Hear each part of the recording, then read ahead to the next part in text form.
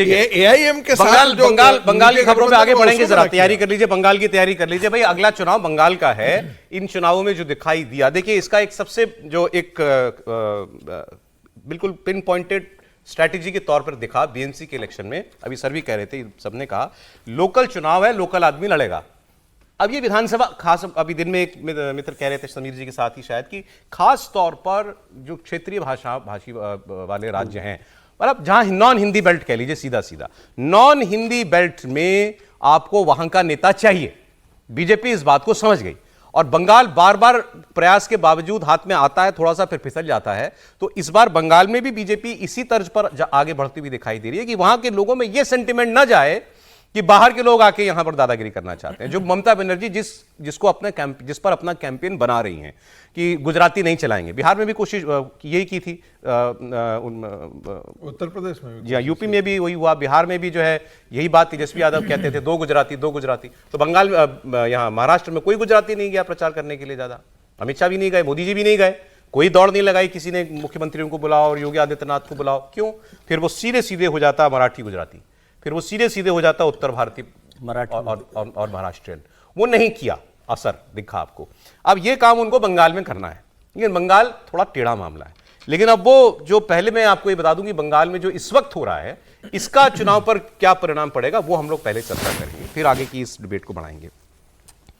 बंगाल में चुनावी हिंसा और बंगाल में जिस तरीके से ममता बनर्जी किसी भी हद तक जाकर नैरेटिव क्रिएट करने और खबरों में रहने का प्रयास करती हैं, उसके आपको सानी पूरे हिंदुस्तान की राजनीति में मैं तो कहता हूं कोई नहीं मिलेगा। मैं ये भी नहीं कहता कम मिलेंगे, कोई नहीं, उस हद तक कोई नहीं जा सकता।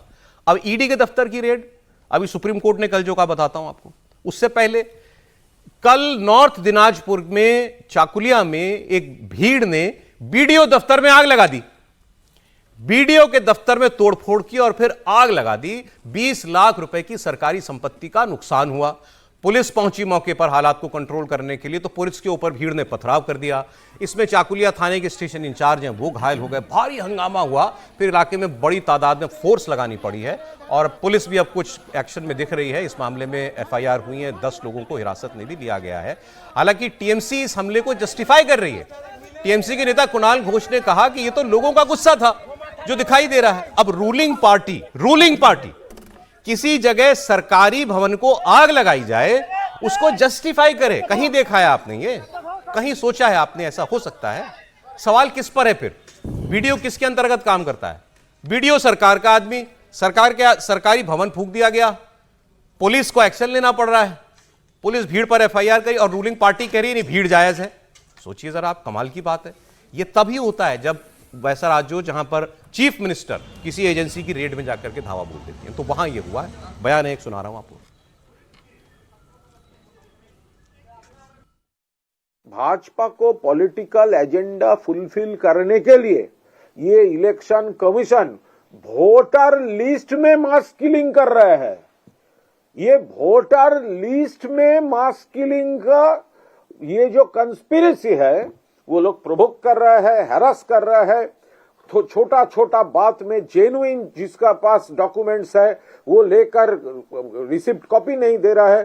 तो इसीलिए थोड़ा पब्लिक भी गुस्से में है। और पब्लिक रिप्रेजेंटेटिव क्या करेंगे? उसका इलाका में अगर पब्लिक गुस्से में हो, हैरान हो जाए, तो उसको भी तो वो पब्लिक का भय से बनना पड़ता है ना।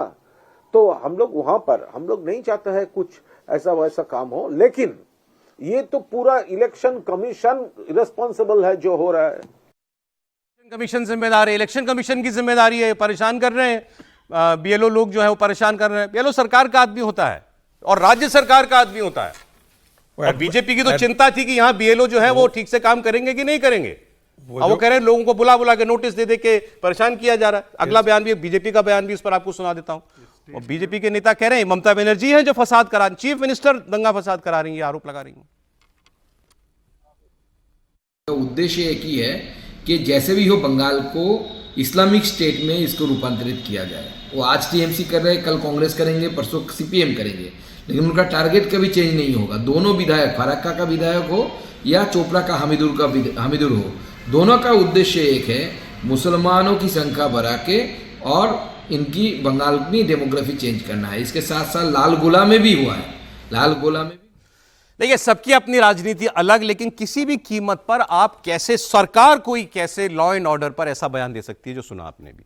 देखिए, ममता जी के राज में कुछ भी आप सुन सकते हैं, कुछ भी आप देख सकते हैं। जब मुख्यमंत्री राजीव कुमार के लिए धरने पर बैठ जाएं, अपने पुलिस कमिश्नर के लिए धरने पर बैठ जाएं, तो आप कुछ भी आप देख सकते हैं। ईडी के दफ्तर वो चली जाती हैं, ईडी के दफ्तर पर हंगामा कर देती हैं।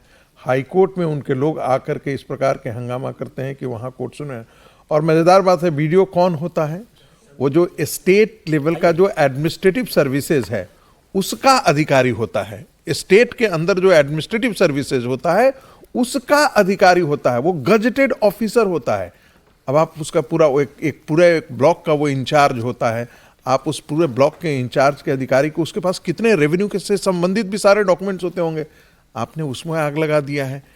कौन लोग ये आग लगाने वाले हैं? मैं कह सकता हूं कि एक ही लोग, एक ही प्रकार के लोग हैं, एक ही मूल है। वही लोग जो है, नाम जिक्र नहीं करना चाहता हूं, उन्हीं लोगों ने आग लगाई है। सब समझ रहे हैं आप जो कहना चाह रहे हैं। सुकान मजूमदार भी तो वही कह रहे हैं कि इस्लामिक स्टेट बनाना चाहती हैं। मैं बोलने में थोड़ा परहेज आजकल कर रहा हूं, लेकिन सच्चाई यही है कि ये समाज, आग लगाने वाला समाज जो है वही समाज है, दंगा करने वाला समाज वही समाज है। अच्छा, सुप्रीम कोर्ट में कल जो हुआ, शायद आप लोग ने तब कल डिस्कशन नहीं किया था ना इस पे? नहीं, सुप्रीम कोर्ट का डिस्कशन थोड़ा सा रह गया था। चल रहा, बता देते ना फिर। अच्छा, सुप्रीम कोर्ट कल मामला गया ईडी और ममता बनर्जी वाला मामला, कि ईडी की रेड में मुख्यमंत्री ने आकर के वहां से सबूत छीन लिए और चली गई। अब उसके बाद से ममता बनर्जी कुछ बोली नहीं है। और सुप्रीम कोर्ट ने क्या क्या कहा था? सुप्रीम कोर्ट ने कहा था कि ये जो काम हुआ है ये गलत हुआ है। इस पर नोटिस इशू किए गए ममता बनर्जी को, डीजीपी को, पुलिस कमिश्नर को, सबको।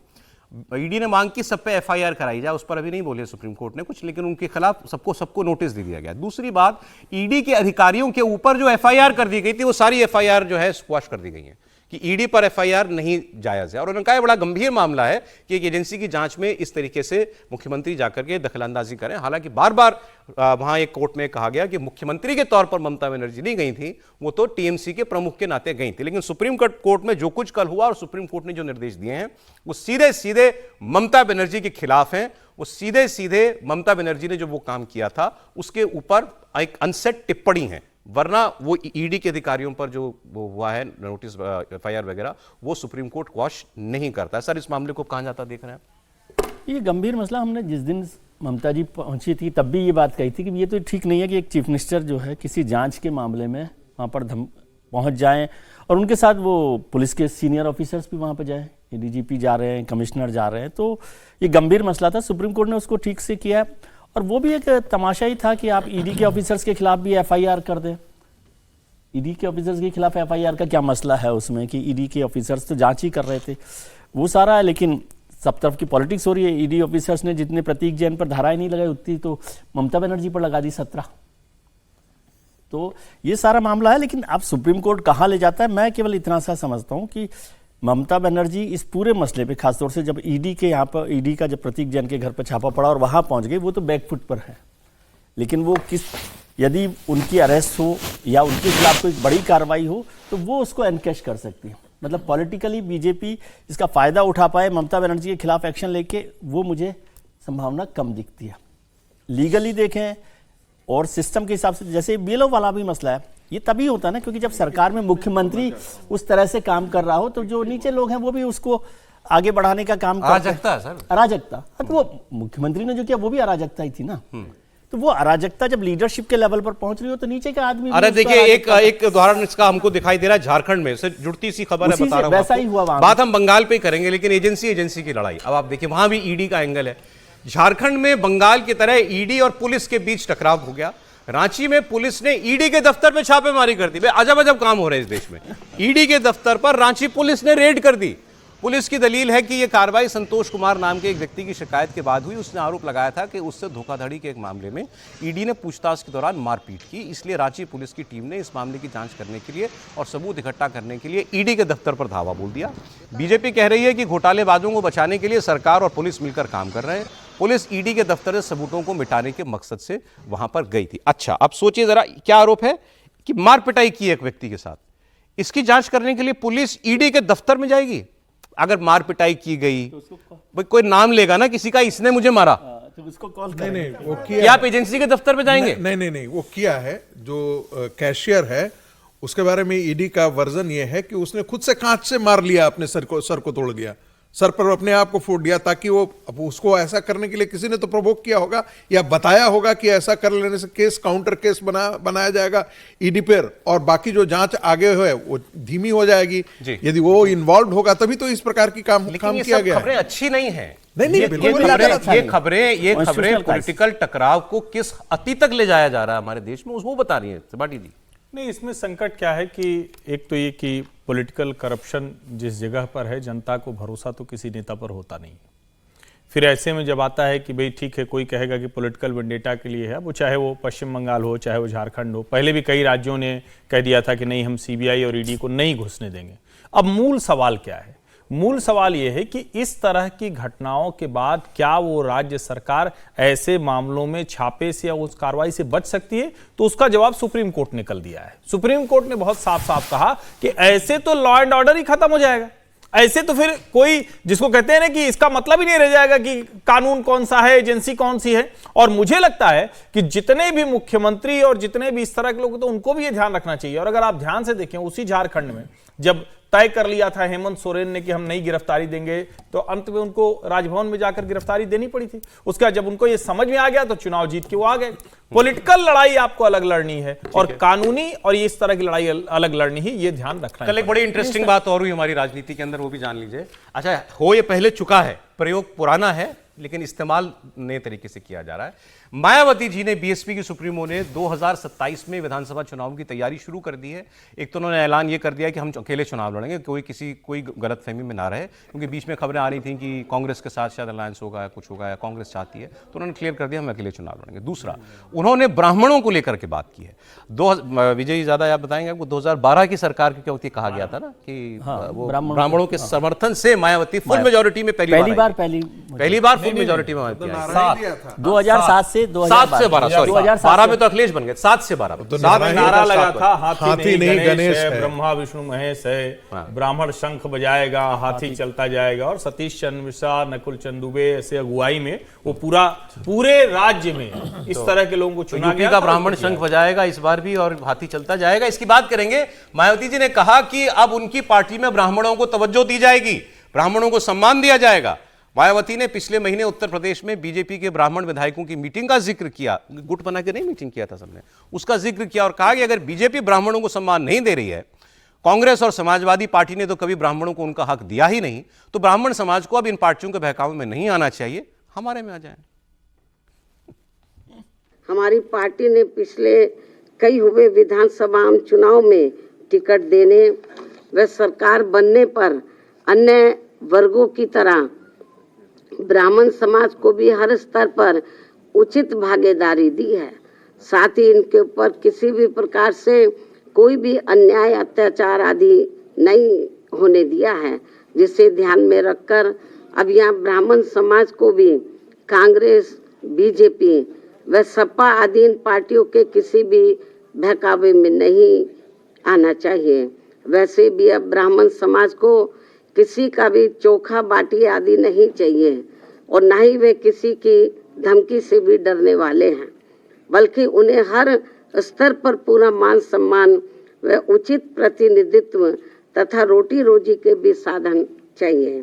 साथ ही इनके ऊपर कोई भी जुर्म जाति आदि नहीं होनी चाहिए, जो ये सब इनकी चाहत अभी तक बीएसपी की सब। मैं देखिए, मैं तो मॉडरेटर हूं, एंकर हूं, तो मैं तो बीच में इसलिए रहता हूं क्योंकि मैं दोनों तरफ बात कर सकूं। तो मेरी तो कोई पक्ष है नहीं इसके अंदर। यूपी का ब्राह्मण क्या सोच रहा है पता नहीं खड़ा होके, यूपी का ब्राह्मण कहां जाएगा, यूपी के ब्राह्मण की इतनी पूछ इससे पहले कब हुई है? त्रिपाठी, सपा भी कह रही है हमारे साथ आ जाओ, बसपा भी कह रही है हमारे साथ आ जाओ। नहीं, देखिए ऐसा नहीं है। मुझे याद आता है कि इसके पहले भी, और मैंने तो बाकायदा एक लेख लिखा था पंडित जी पाँव लागी, तो चूंकि है, मैंने ही लिखा था। अच्छा, आपने लिखा? पंडित जी पाँव लागी लिखा था। और उसमें है क्या कि भाई ये तो नहीं हो सकता है ना कि आप ये कहें कि भाई फलाना जाति है और वो सबसे ज्यादा, उत्तर प्रदेश में सबसे बड़ा जाति समूह ब्राह्मण है, सबसे बड़ा, उनके बाद जाटव और यादव का नंबर आता है। क्या बात कर रहे हैं?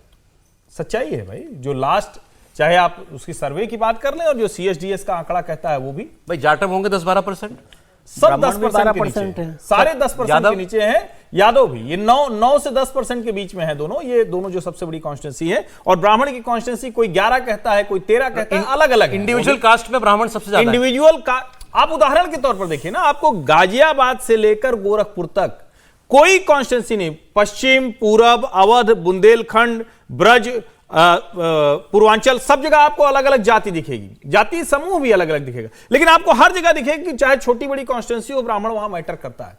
लेकिन चूंकि एक सेंटिमेंट के तौर पर वो भारतीय जनता पार्टी के साथ जुड़ा रहा है। 2007 का चुनाव एक एबरेशन था, एक बहुत जबरदस्त एबरेशन था वो, और वो भी एबरेशन ऐसा नहीं था, लेकिन हां चूंकि उसमें जुड़ गया। और बीजेपी बहुत कमजोर थी, ये भी आप समझिए, बीजेपी बहुत कमजोर थी।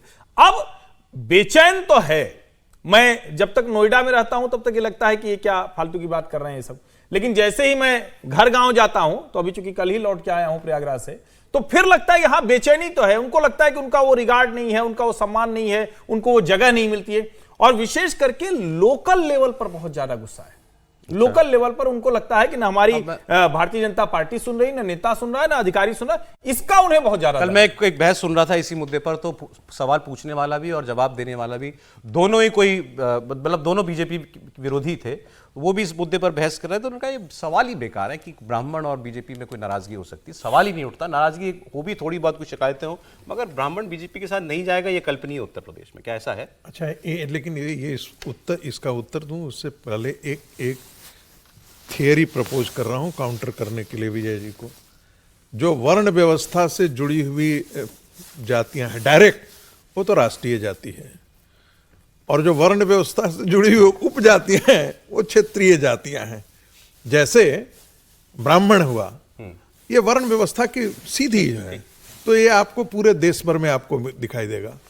वैसे ही क्षत्रिय पूरे देश में, नाम तो अलग अलग हो सकता है, लेकिन वो पूरे राष्ट्रीय फलक पर आपको दिखाई देगा। वैश्य आपको पूरे राष्ट्रीय फलक पर दिखाई देगा, लेकिन उससे उपजातियां जो हैं वो क्षेत्रीय पार्टियां हो जाती हैं, जिसे आप कुर्मी कहें या ये कहें, जो काम से जुड़ी हुई जातियां निकल करके आई वो अलग अलग आपको दिखाई देगा, वो क्षेत्रीय जातियां के आसपास के निकल जाती है। अब रही बात परसेप्शन की, तो देखिए कोई भी जब पार्टी, कोई भी नेता जब केंद्र में, जैसे मुख्यमंत्री क्षत्रिय हैं तो ब्राह्मणों को ऐतराज होगा, ब्राह्मण यदि वहां पर होता तो क्षत्रियों को ऐतराज होगा। यदि कुर्मी है, अब एक बड़े मजेदार बात, 2 दिन पहले हमको एक बड़े एक ऑफिसर ने बिहार से कहा, बोला बिहार का जो पुलिस डिपार्टमेंट है वो कुर्मिस्तान हो गया है। मैंने कहा ये तो मैंने पहली बार नाम सुना।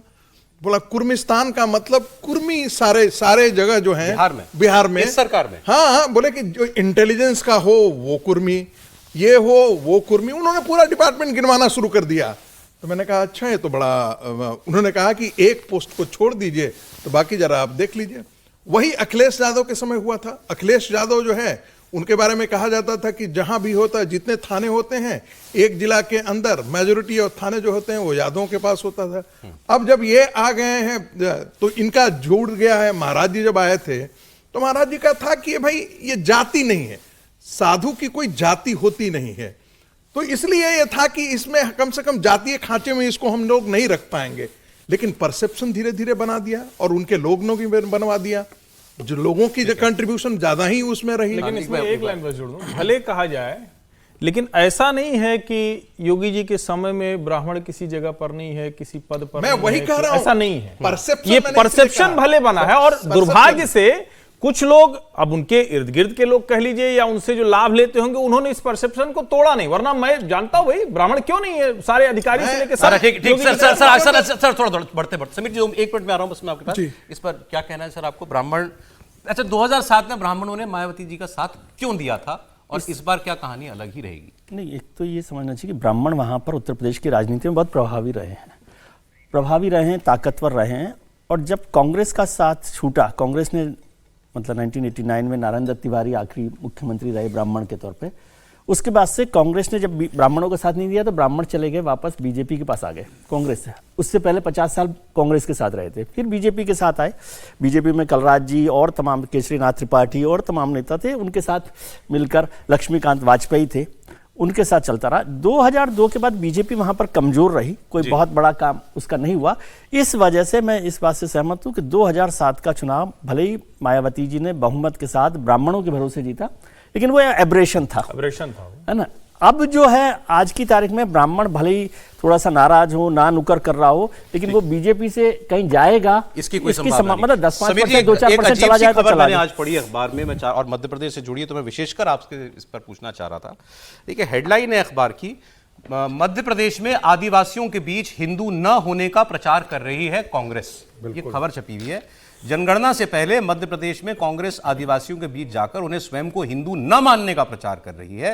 पार्टी ने जनगणना में आदिवासियों के लिए अलग धर्म कोड की मांग की है। वो आदिवासी क्षेत्रों में जाकर समुदाय से अपील कर रहे हैं कि जनगणना में धर्म के कॉलम में स्वयं को हिंदू ना बताएं।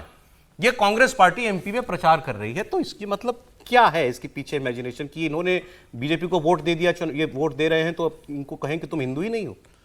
देखिए, कांग्रेस ये मध्य प्रदेश में ही नहीं कर रही है, कांग्रेस ये छत्तीसगढ़ में भी कर रही है। मध्य प्रदेश और छत्तीसगढ़ में जितने आदिवासी बेल्ट है, उनका ये प्लान है। कांग्रेस का जीतू पटवारी ने ये प्रस्ताव कांग्रेस को दिया था, कांग्रेस से सहमति मिली शीर्ष नेतृत्व से।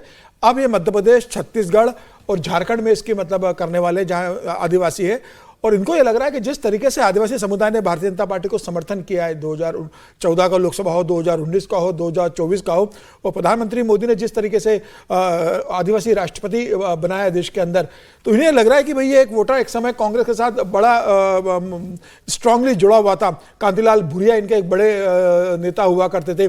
उस समय कांग्रेस को लगता था कि आदिवासी हमारे साथ रहे, और कांग्रेस का समर्थन रहा है आदिवासी वोट बैंक का।